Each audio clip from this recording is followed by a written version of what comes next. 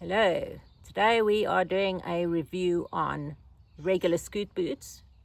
So you can see I ride my horse in a full set of scoot boots. She is a barefoot horse. In saying that, you can also use the back scoot boots over reining sliders for reining horses. So that's actually quite interesting.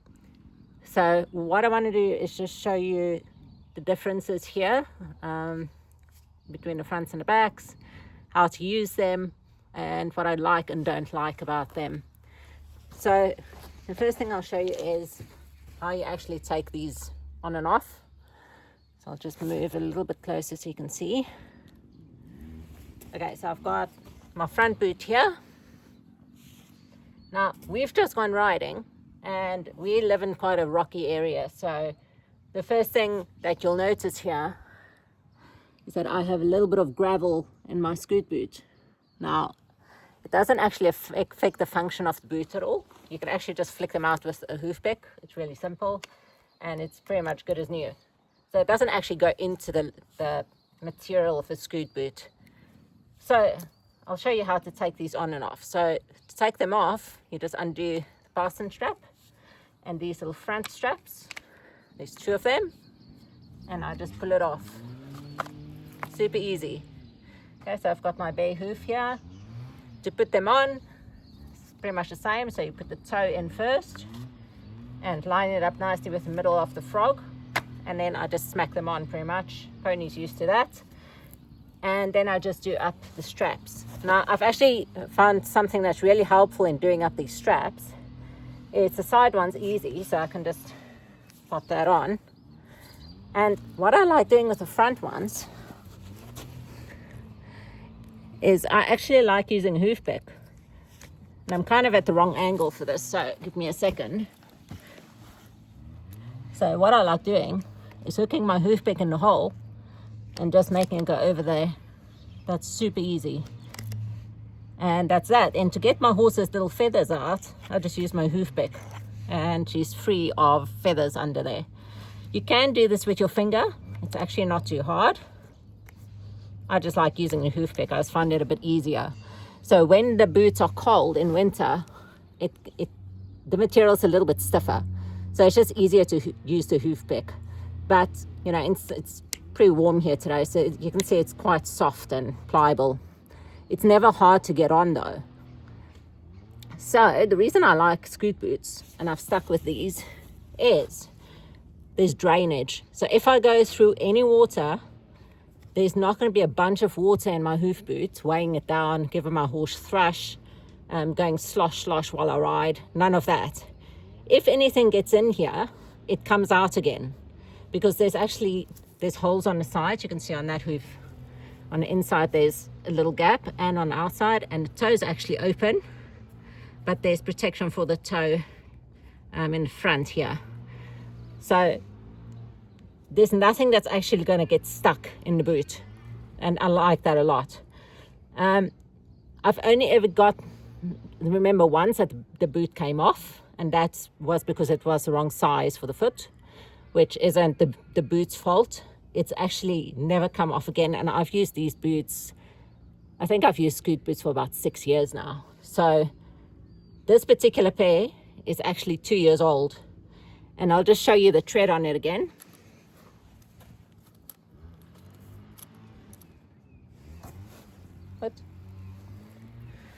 So look on the tread on that. It's still really good, very good. And so there's not a lot of wear on these boots, even though I've had these boots for about, a while, and I ride about 5 times a week. So I really enjoy that about these boots. They are expensive from the outset.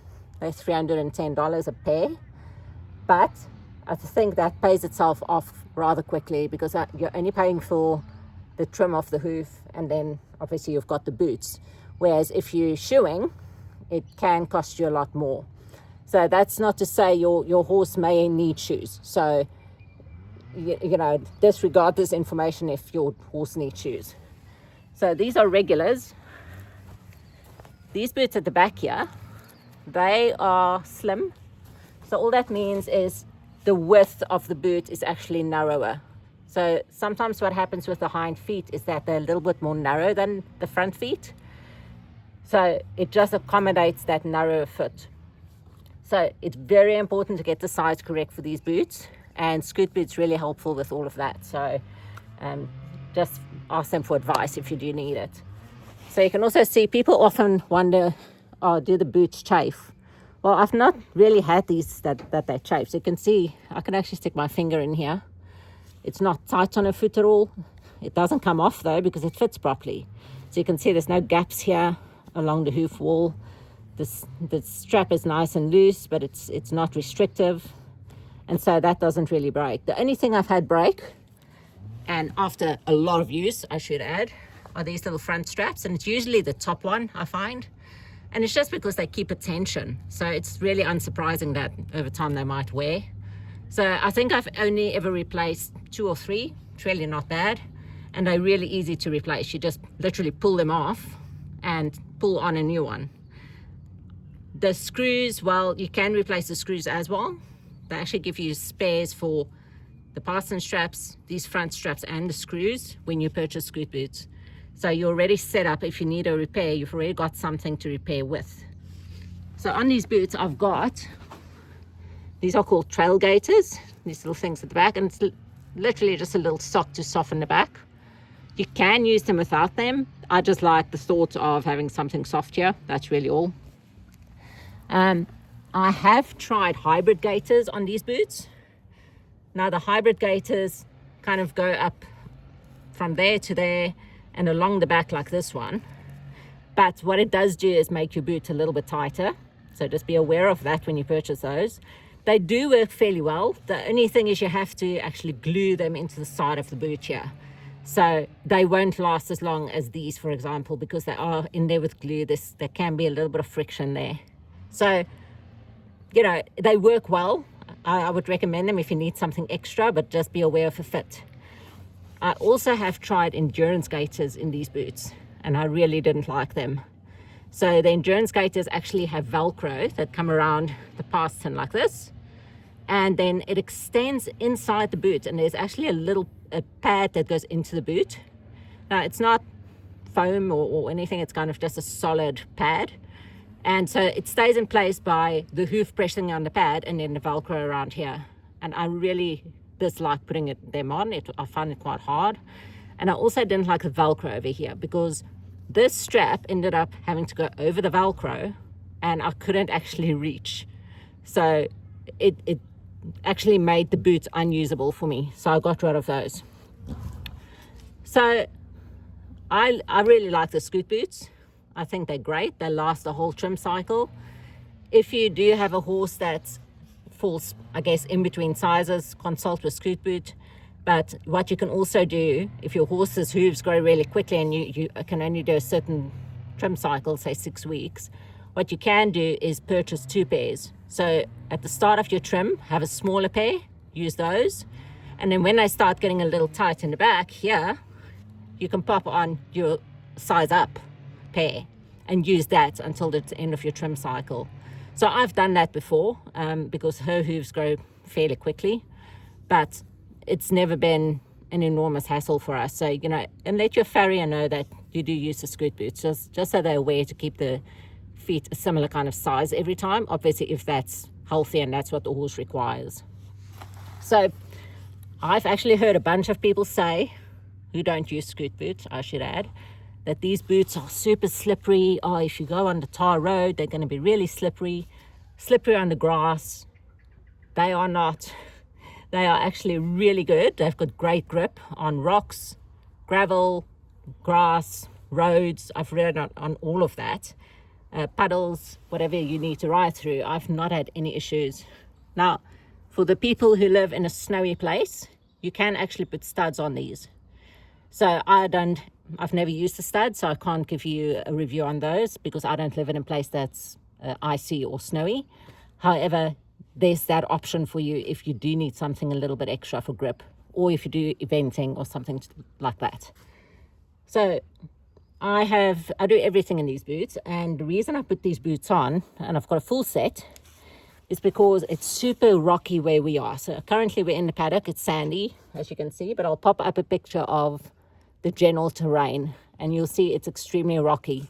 So the reason I put it on is just I don't like the look of chips on my horse's hooves. I like a smooth look, so that's just me. But also I'm avoiding stone bruises. So I'm avoiding things like abscesses, etc. So there is a health benefit to this. You can also leave these boots on in the paddock if your horse has an abscess or, say a stone bruise or they've got sensitive feet.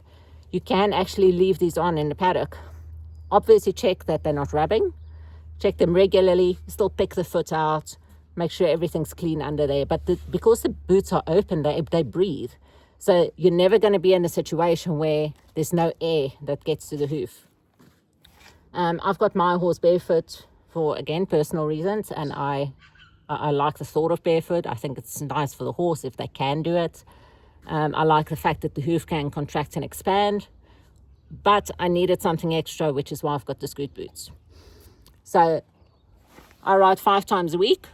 There's no rub marks on her, so she's happy. I'm happy because there's no rub marks. And even though the boots retail for $310 a pair, I still think it's really economical in the long run. So if you have any questions about these scoot boots that I didn't cover, please just pop them in the comments and I'll try and answer the best I can. But yes, I think they're actually really good. I've never had a need to change them or anything like that. I love them. And as you can see, my horse has some form of feather. She's a Gypsy Cob cross. So yes, you can use them with feathers, even if you have, say, a full Gypsy Cob or a Clydesdale, for example. You can actually use them. They will not interfere with the horse's feather. It won't affect your fit. So obviously mention to Scoot Boot that, yes, the horse has feathers, just so they can accommodate the fit. So you obviously have to, especially around the hoof here, you have to make sure it's nice and tight there. You don't want your feathers inside the Scoot Boot because that's going to affect the fit of the boot. So yes, there you go. I like them a lot. I won't change to another boot just because I don't need to. My horse is happy in this boot. And I love that the boot's open. And I know Scoot Boots have various other boots. They've got a therapeutic pad boot, which looks a little bit different to this one. They've got endurance boots and so forth. So have a look on their website if you want any information on those. However, I've not used any of the other boots, so I can only give you a review on this current boot here. Thanks for watching.